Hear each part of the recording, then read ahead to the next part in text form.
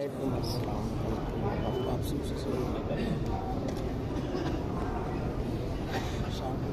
و نصلی علی رسولہ الکریم، اما بعد۔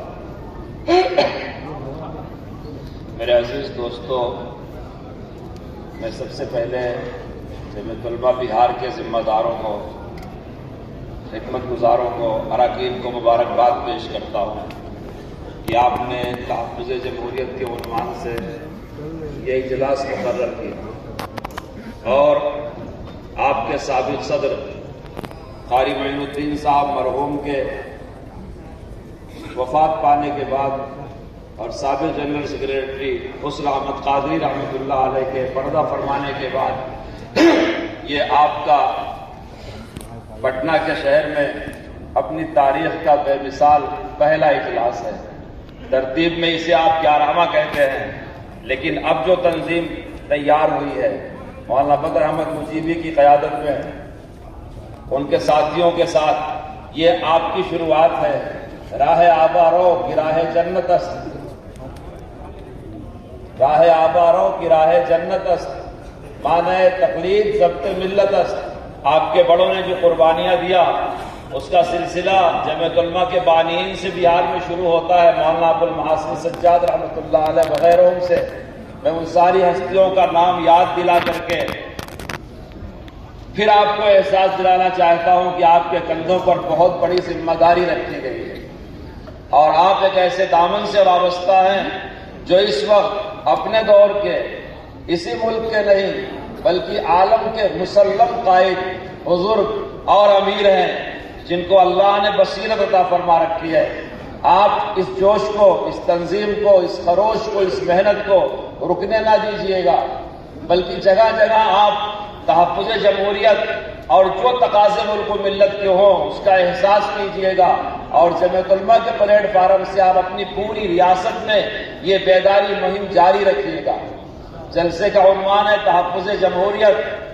میرے دوستو، جمہوریت کا ایک غلط معنی لوگوں کے ذہن میں آتا ہے اور عام طور سے ذہن ادھر ہی منتقل ہوتا ہے کہ میجارٹی مل کر کے جو کچھ کر دے اسی کو جمہوریت کہا جاتا ہے۔ یہ جمہوریت کی ناقص تعبیر ہے۔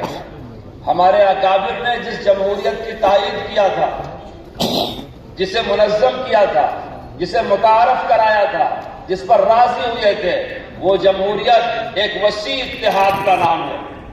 آدمی ذات برادری کی تقسیم سے اوپر اٹھ کر کے، زبانوں کی تقسیم سے اوپر اٹھ کر کے، رسم و رواج کی تقسیم سے اوپر اٹھ کر کے، چھوا چھات اور اونچ نیچ کی تقسیم سے اوپر اٹھ کر کے ایک شہری، ایک قومی، ایک ملکی انسان ہونے کی بنیاد پہ جو اتحاد قائم کرتا ہے، جس کی بنیاد امن پہ ہوتی ہے، مساوات پر ہوتی ہے، انصاف پر ہوتی ہے، برابری پر ہوتی ہے، حقوق کے مستحقین تک پہنچانے پہ ہوتی ہے، اس وسیع اتحاد کا نام جمہوریت کہلاتا ہے۔ ہمارے اس ملک میں یہی جمہوریت لائی گئی۔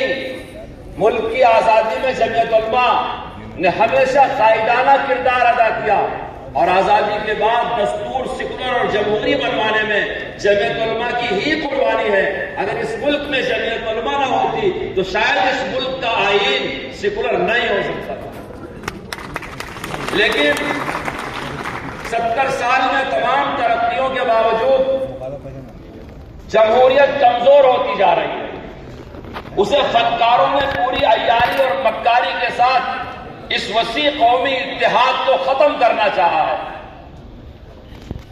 مسلمانوں کو ایسے موقع پر سمجھداری سے، عزم سے، حوصلے سے، دانشمندی سے کام کرنا چاہیے۔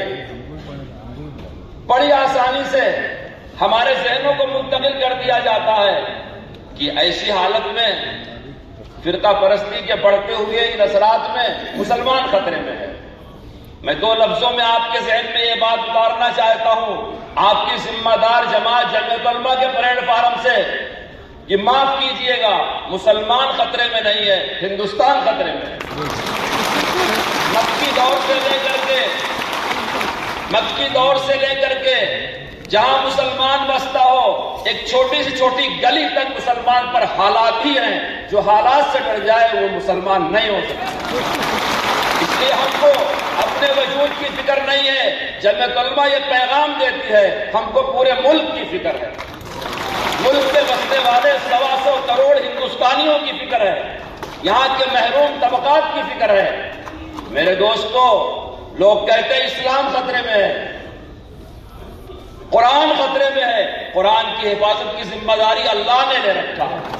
اسلام دنیا کا آخری مذہب ہے، محمد رسول اللہ عالمی نبی ہیں، آخری نبی ہیں، نہ اسلام خطرے میں ہے نہ قرآن خطرے میں ہے، ملک کا سنویدھان خطرے میں ہے۔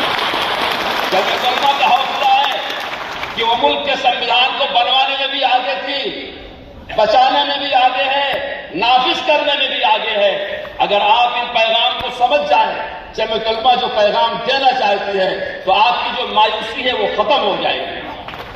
کوئی کہتا ہے پچھڑا طبقہ خطرے میں ہے، کوئی کہتا ہے فلاں مذہب۔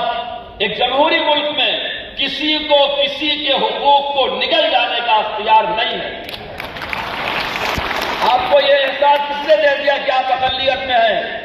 ہمارے دستور نے زبان کی اقلیت، مذہب کی اقلیت، ثقافت کی اقلیت، ہر اقلیت کو پورا پورا حق دے رکھا ہے۔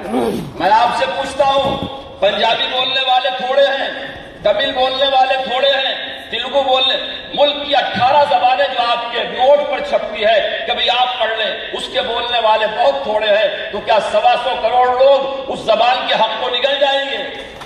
ایک مذہب پر عمل کرنے والے تھوڑے ہیں، تو کیا کوئی اس کو نگل جائے گا؟ جب 1.5% سندھیوں کو کوئی نہیں نگل سکتا تو اس ملک کے 25 کروڑ مسلمانوں کو کون ختم کر سکتا ہے؟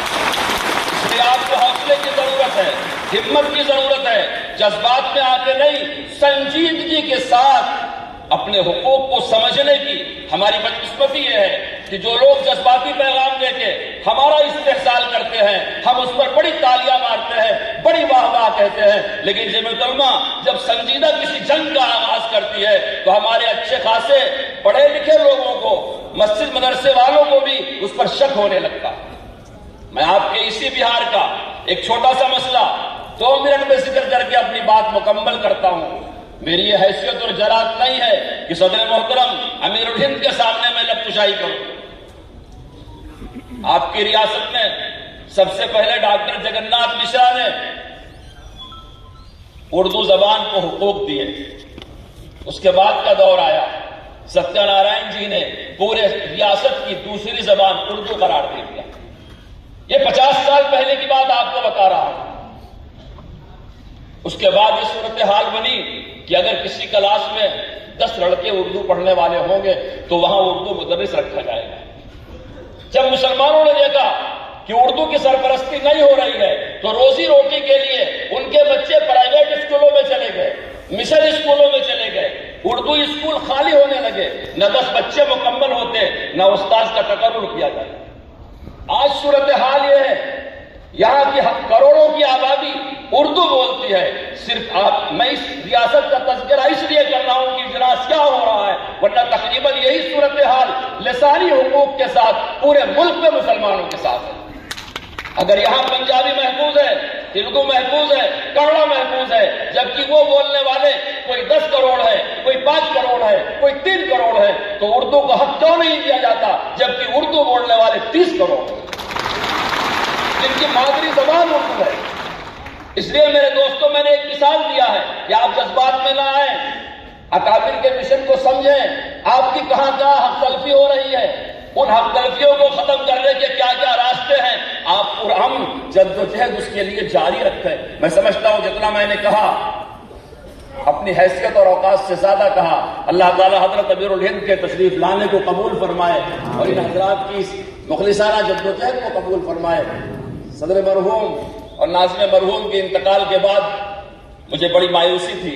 میں پٹنہ حاضر ہوا تھا، سوچ رہا تھا جماعت کو کیسے منظم کیا جائے، لیکن اللہ نے ان بزرگوں کی شکل میں مخلصین کی ایک جماعت ایسی عطا فرما دی کہ یہ بڑے باحوصلہ ہیں اور بڑے سے بڑے کام کرنے کے لیے تیار ہے۔ میں فردن ہر ضلع کی یونٹ سے، ہر صدر سے، ہر منڈل کی جمعیت علماء سے کہتا ہوں کہ آپ اپنی صوبائی جمعیت کا تعاون کریں، ان کا ساتھ دیں اور مرکز سے جو پروگرام آتا ہے اسے سمجھیں اور اسے پھیلانے کی کوشش کریں۔ اللہ تعالیٰ توفیق عطا فرمائے، اس اجلاس کو قبول فرمائے، آمین۔ وآخر الدعوانا الحمدللہ رب العالمین۔